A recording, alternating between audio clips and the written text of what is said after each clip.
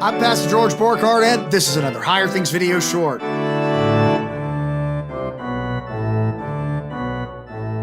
Christianity and alcohol. That's the subject of today's Higher Things video short. Hey, if you love these videos, if you're daring to be Lutheran with us this Lenten season, if you're learning more about your faith, go ahead and hit the like button and subscribe to our YouTube channel or whatever one of the various social media outlets you may have found us at.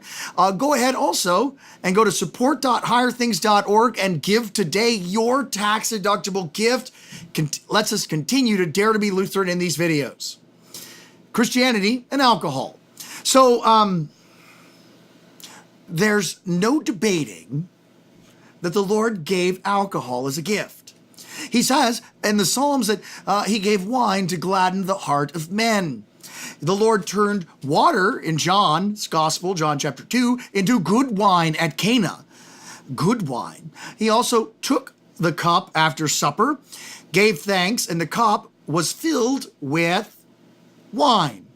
This is my blood, the cup of blessing which we bless. In it is wine, which is the blood of Christ.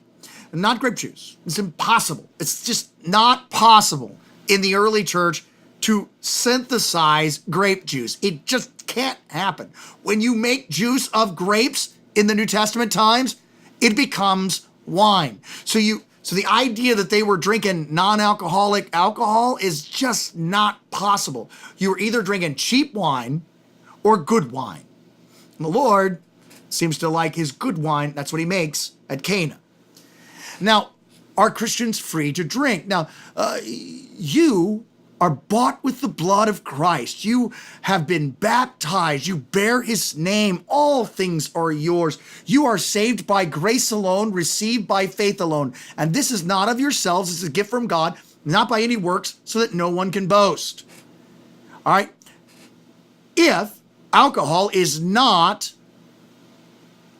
illegal for some reason in your place, because of either your age, you're too young, or because you're in a dry county, if it's not prohibited where you live, alcohol can be a gift from God.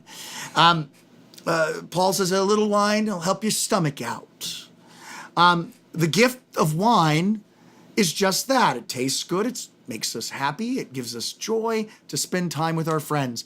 If we're of age. If we're not of age, or if we're in a dry place, it's illegal and therefore a sin to drink alcohol, because God clearly doesn't want you to be taking it, or he would have made it legal where you are. Is the fourth commandment. But the sin that pertains to alcohol is drunkenness.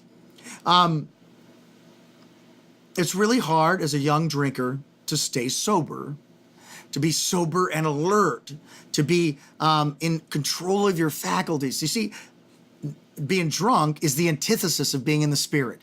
Being out of control is the antithesis of being a Christian. And so Christians drink alcohol in the freedom of the gospel, understanding that too much of it, like anything, ceases to be a gift. Drunkenness is a sin. But a little glass of wine here and there, not a problem. Our Baptist and evangelical friends who prohibit alcohol, teetotalers, they do so because they want to avoid drunkenness.